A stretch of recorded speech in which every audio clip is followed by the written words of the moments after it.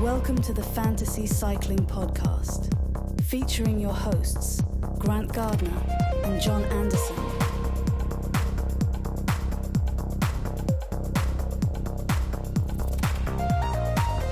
Chapeau, you're in the mix. You're in the mix. You're listening to the Fantasy Cycling Podcast. I'm John. He's Grant. Sir. How are we doing? Forgot what you look like. I know. It's been a minute. Probably haven't really hung out since Oasis, since Chicago. Yes. The lads can't go see a professional cycling race together, but we can make our way out to an Oasis concert in Chicago. Yeah. We had a good time. Yeah. Great show. Some pints were drank. Yeah. Yeah, I had an incredible time. Yeah. Shout out to Chicago. Shout out to Chicago. Shout out to Oasis. Yeah. Listeners, perhaps. Yeah. I don't know if they're into cycling. I'm not a huge fan of their soccer team, football team. Yeah. City. Already getting controversial. Yep. This is not a football podcast. So Yeah. It's a cycling podcast. I've forgotten how to do it. yeah, with all the travel and the end of summer, all that kind of stuff, I feel like we And the Vuelta just getting weird. it was there's not a lot of continuity, I guess you could say. And listen, if you're listening to this, Grant and I do not have a position nor an opinion on any current events. What current events? What current events? Yeah. But yeah, the Vuelta got weird. The wind was taking out a little bit of my sails just when we started seeing some of the endings Yeah, it's hard not to occur. It's hard to feel like it's not as fun to follow when you don't know if the stage is going to finish. Kind of some of the sporting interest is taken out when you're not having winners at the finish line or points taken away or different things like that. And especially if you're picking a fantasy team, it's pretty annoying to like see your guy win the stage, but the stage get nullified and things like that. So yeah. I mean, and I think we had planned to get together and talk through on the rest days, and then it just became very clear early on that this is not going to be a normal Grand Tour, which is a shame because I do like the Vuelta, and I had plenty of reason to get pretty hype about Grant, because your boy probably had his best performance ever on a Grand Tour. Tom Pidcock? No, this boy. John. What What were your stats? How did it shake out? What's the point of being a host on a fantasy cycling podcast if you can't brag about your results every now and then? I mean, that's the whole point of this podcast, isn't it? It's all vanity. Everything is vanity. All is vanity. Hevel. Let's see. I can't even find it. I did really well in the Vuelta. The best I've ever done. I finished in the top 100 worldwide. 98. On fantasy. Yeah, 98th. On the fantasy app. I don't know. Oh, sorry. I haven't looked at my Velo Games team, but I was number 8 let me see what my ranking was. You won a stage, didn't you? So yeah, I got the best possible score, the best score out of anybody on a stage, and I finished 2nd in the United States. Yeah, Let's go, baby. Let's go. You won stage 14. Yeah, stage 14. I was the best team worldwide. So I got like a little bit of like, I tell you, this is almost like better than any KOM I've ever gotten on Strava. Oh yeah, way more important. I mean, it's a lot rarer. Yeah, so I have a little digital crown. Yep. On my app. And they can't take that away from you. Can't take digital crowns fly forever. Yeah, there's no so and so stole your KOM. Like this is permanent. Right. Yeah, so pretty pleased with that. I'll share with you, I did lie a little bit on the show because I think I was very dogmatic about my team having not Almeida, but going with Ayuso, and I lied. I You dropped him? I dropped him and switched out for Almeida.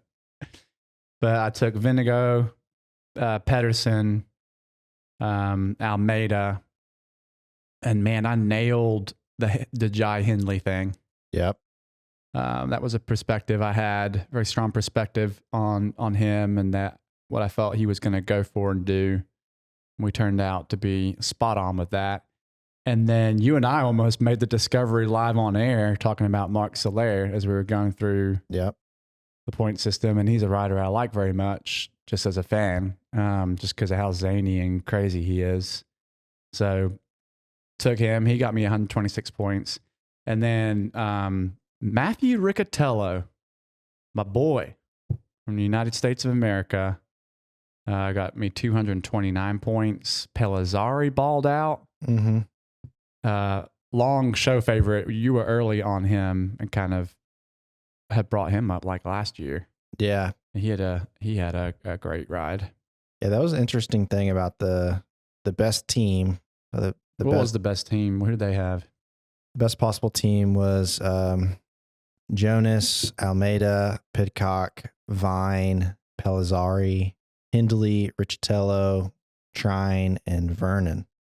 Yeah. So you had 2 people from Red Bull, 2 people from UAE, a couple of riders from Premier Tech. Yeah, that Vernon pick is gold. And I think Trine was the real sleeper pick there. Yes. We've seen some good individual performances in the past, but we haven't seen him like string together a Grand Tour performance like that before. So 1.8% of users took him. Yep. So chapeau to those guys. There was a little bit of drama how it played out in our club too with I really came on strong in like week 2 and 3. Was down in I think I was in last place. Oh, yeah, everybody. Huh? You came from behind, yeah. I think I came from behind, yeah. Don't call it a comeback. The Vuelta was interesting in that regard, in that I think it was a real so Pedersen isn't even on that best possible team. No. Not a single sprinter. I think part of Vernon. Ethan Vernon's a sprinty boy. Right? Yep.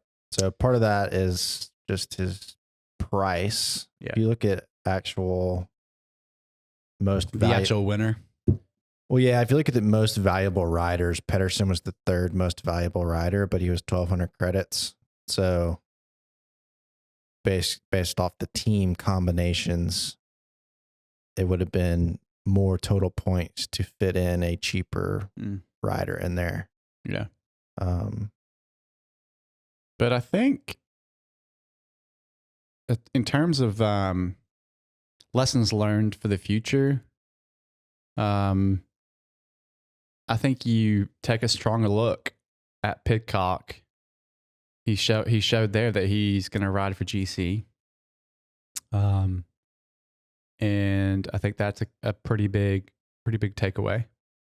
I think Riccatello is somebody to watch. Did he just announce the transfer to a new team, or is there a rumored transfer to a new team? Yeah, let's pull up the transfers. There's been a few big ones lately. So which one of the guys that I picked? He had a pretty good Vuelta, but DNF'd. Raul Garcia Pierna, he transferred from Arkea to Movistar. Roger Adria is transferring to Movistar. Juan Pedro Lopez is going to Movistar. Riccatello is going to Decathlon. Love it. The new super team. Thomas Gloag, the young Brit for Visma, is transferring to Q3 6.5. Be over there with Tom and the gang.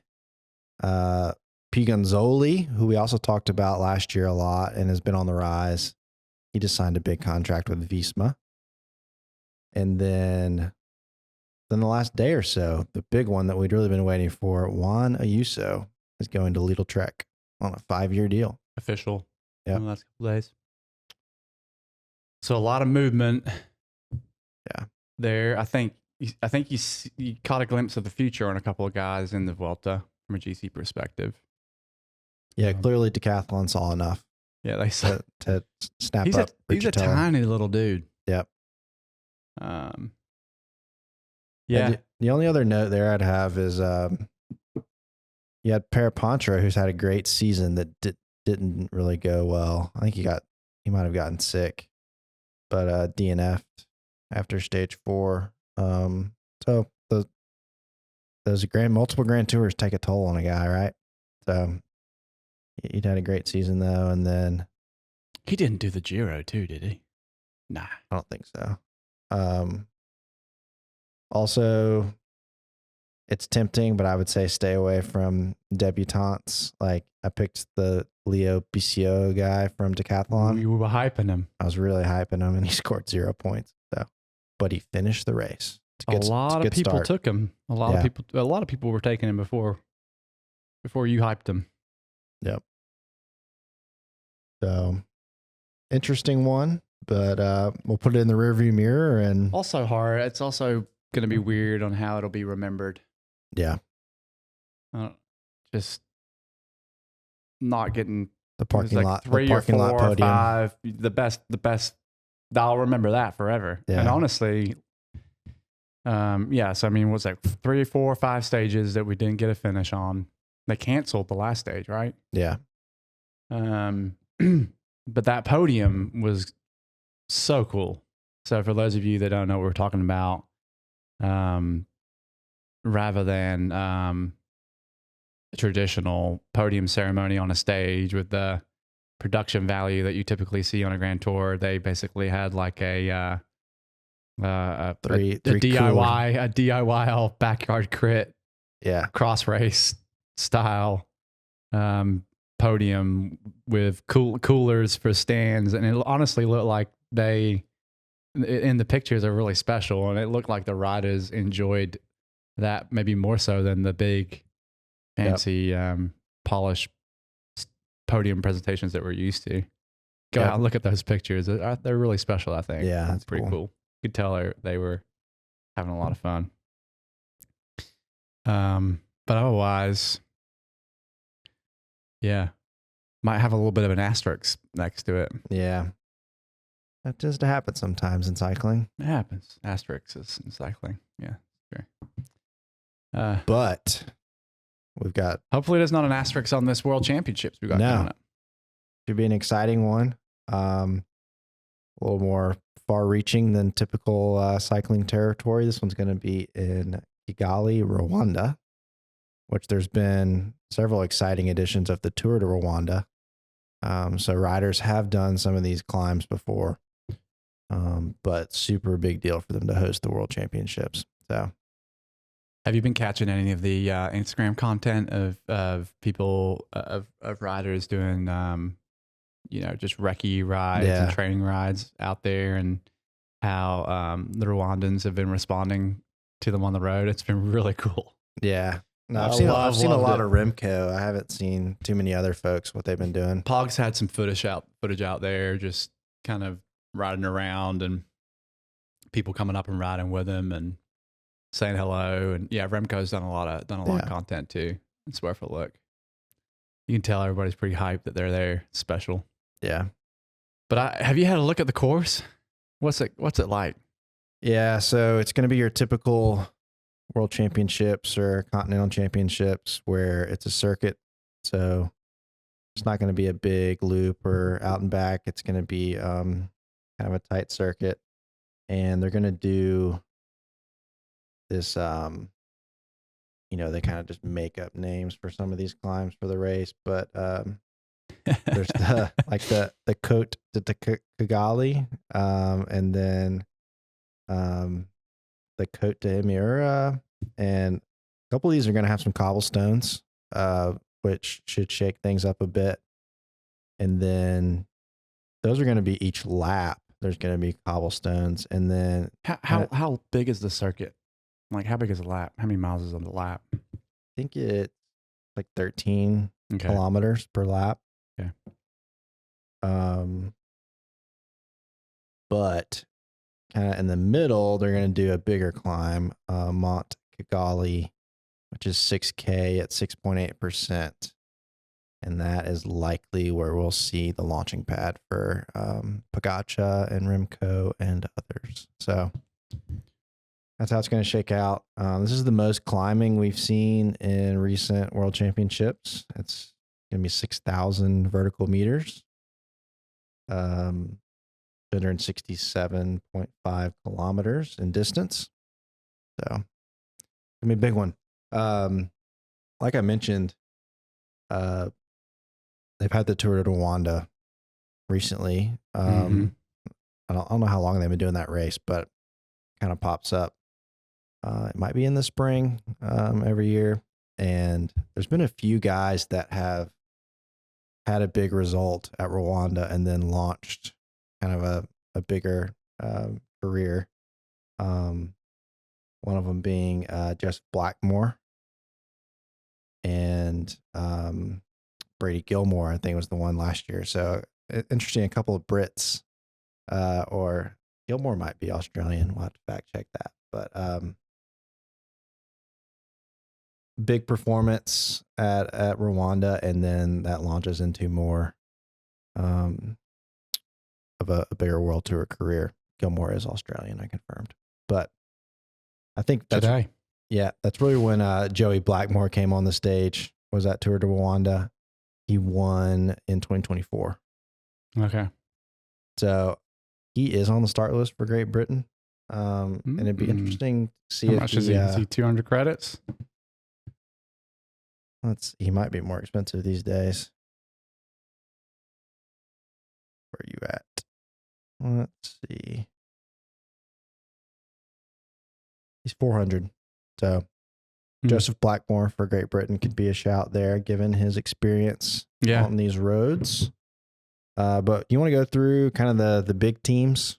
Of course, these are national teams. These aren't trade teams. I hate picking this race. It's just it feels like your foundation's all gone because you kind of gain a feel for a team and looking out at a start list and seeing who they're bringing, and then you're not working with that same framework. Yeah. And so it makes it weird. And then there's such a drop off in terms of favorites to you have to ultimately end up picking some 200 credit riders. You can't take a team without taking 200. It's really hard to choose which 200 credit riders to take, and it makes your picks for your 4 or 5 riders that you're spending significant money on really, really crucial. You basically got to nail them. It's a really hard race to pick. But yeah, we can go down I think the usual countries have strong teams every year.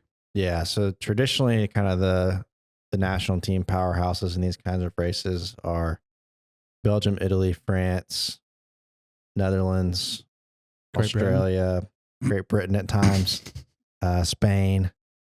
They typically have good programs. Obviously, a lot of young Danes that have been really strong lately. And then you got to look at Slovenia just because of Pogačar.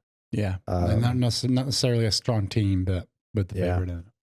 But if you look at Belgium, who they're bringing, they're built around Remco. And he doesn't really have any huge competition, which I think is healthy for them. In the past, it's been Remco versus Van Aert. Yeah. Van Aert is not here. He's got good support with Van Wilder, Iddebrooks, Campenaerts, Quentin Hermans. So I think they've got a good team and they've got a singular focus. So that's good for them. Italy, they've got Ciccone, Baggioli, Fortunato. Strong team. Yep. And they've also got the benefit of Baggioli and Ciccone are trade team teammates. They both ride for Lidl Trek. So good point. Very good point. That could be beneficial. And then looking at France, some old guns and a lot of youngsters here. The pirate, the swashbuckler himself. Yeah. Jala, Alaphilippe showing up. Show favorite, Paul Cejas. Is that how you say it? You still haven't settled how you say it. No, No, Cejas. Pavel Sivakov, Valentin Parapantra, Madouas. France is a good team, dude. Yeah, Louis Barre. Yeah. Jordan Jagat. Mm-hmm. So I think they've got a good opportunity for a medal, but it'll be tough given the steep competition. But they brought a good team. You were shouting out Australia earlier. They've got a good Australia's squad. low-key got a sick team.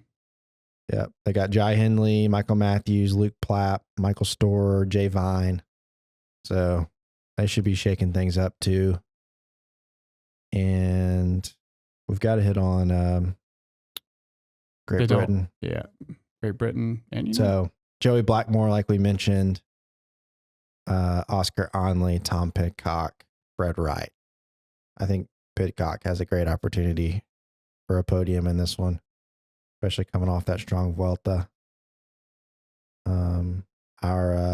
Our U.S. boys, not some of our top names, but still some good names.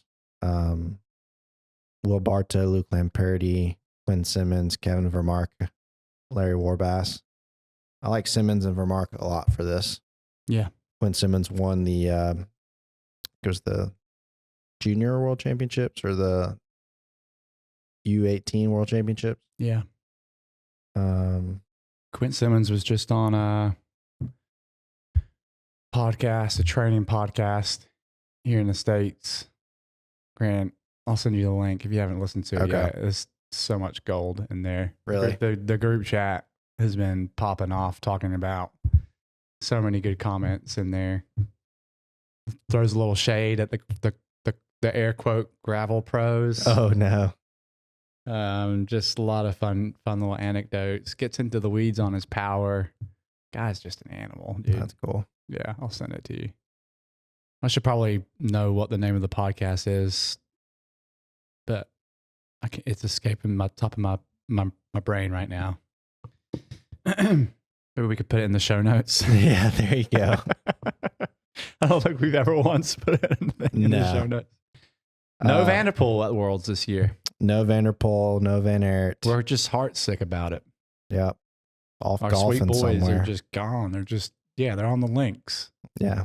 Van Aert's probably like changing diapers. Yep. Jonas is probably doing a kitchen renovation. Van der Poel's just driving his Lamborghini around. Like pulling up at the clubhouse in his Lambo, playing 18, and then getting on the yacht for the afternoon with his girlfriend. Oh, goodness. He's like, I'm not going to Rwanda. I'm going to Monaco. Exactly. The Gulf's terrible in Rwanda. Just looking at the individual riders, we kind of ran through the teams there, but obviously the best rider here is Tadej Pogačar. Then you've got Isaac Del Toro. You put a little sauce on that pronunciation. I like it. Good. For Mexico, so not a strong national team to be riding for, but he could potentially collab with his trade teammate Pogačar. We might see some of that. Then you got the Brits, Onley and Pidcock, Remco Evenepoel, Julia Ciccone, Juan Ayuso, Ben Healy, Jay Vine, Timon Aaronsman, and then it is a pretty hilly course, but Podium Girmay, it's home continent. I think he'll really make an effort to stay there with the big boys for as long as he can. Yeah, absolutely. That's a good point. Could see something special there. And then just some other names that stick out, like Mateus Skelmosa. Roglic will be there. Roglic will benefit from Van der Poel, Pedersen, and others not being there. Sure. So, he'll be jonesing for a medal too. Hard to know what his mental attitude's going to be towards it after. Yeah. His Tour de France kind of attitude seemed like he was kind of checked out. Yeah, we'll see. We'll see. Yeah, we'll see. Yeah. We'll see. Take it day by day. Yeah. I think there's some interesting choices at the 800 credit level, Grant. Yeah. Like, who do you take? Do you take Ciccone, a Jay Vine, a Ben Healy? I think those are all interesting choices. Yeah. There's not many of them, so we can. How much is Pidcock? He's 800. So I've got. So yeah. Also, don't worry, I got my filters on here. So hold on. Yeah. So there's not many of them. So I'll mention all of them. So Skelmosa, Pidcock, Ciccone, Vine, Healy, Aaronsman, Bernal, Fortunato, Storer. Are all the 800 credit riders. Aaronsman might be saying to himself, "Hey, Vanderpool's not here. I'm the captain now." Captain now. Because they have a good team. Of right now, I've got you have to take 2 800 credit riders. Who do you take? Pidcock and Vine. I had Ciccone and Ben Healy. I like those options as well. Ben Healy just has that dog in him, dude. Ben Healy's got that dog in him. He tilts that head. You just tilt it to the left. And he's also got freedom because he's riding for Ireland. Yeah. No expectations. No expectations. He was 7th last year in the World Championships. Sir. 29.9. Oh, let's say 30%. 30% of users are taking him. The guy was 9th at the Tour de France this year. Sir. 45% of users are taking. You know, Pidcock's coming in with form, but he got 57th last year in 2024. But he's coming in with some form. Yep. Or he could be clapped. Who knows? Okay. Well, I think I like the Ciccone pick, but this is only his second time doing Worlds. Yep. He did get 25th last year, but he's had a great season. He's strong, experienced rider, great team in Italy. Jay Vine DNF last year. He does have a great team. I think that's why I took him. I do like the Pidcock choice because he likes these one-offs. Yep. And he likes the rainbows. Is he the current mountain bike world champion? No, he had to miss it. Did that happen while he was no. What does he currently hold? Don't ask me about mountain bike. Sorry. It's a touchy subject. Yeah, he's held that though. He's been mountain bike world champ and cyclocross. Yes. So I think he likes to rack those up. I think Jay Vine is the dark horse choice. You got to remember, we're not picking winners here. We're picking podium potential. Yeah, certainly. I've got Tadej Pogačar, Isaac Del Toro, Thomas Pidcock, Jay Vine, Quinn Simmons, Toms Skoinch, Anders Foldager, Kevin Vermarka, and Alfonso Uliejo. I don't know how to say his name. Leo. I got Pog Del Toro, Ben Healy, Julio Ciccone, Quinn Simmons, Paul Cejas, Kevin Vermark, Carlos Verona, and Larry Warbass. I'm a Larry fan. He does those, checks in with the cycling podcast guys on their podcast. Yeah. He's a good egg. I mean, this isn't an act of charity, John. I just was looking at the 200 credit ride starters and I didn't like any of them. Okay. So I just picked one. Felt cute. Might change later. So I just think with Remco, I'm not taking Remco because I think he's already.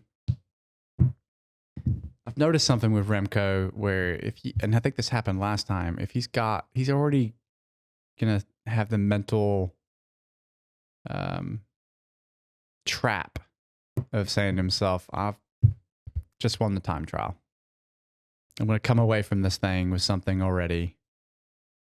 I know I just got my butt whooped by Pog in the Tour de France.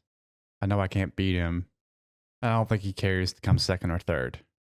So I think he'll quit. Okay. That's a fair assessment. Del Toro and Pog. I think Del Toro, I don't know. I could see it going two ways.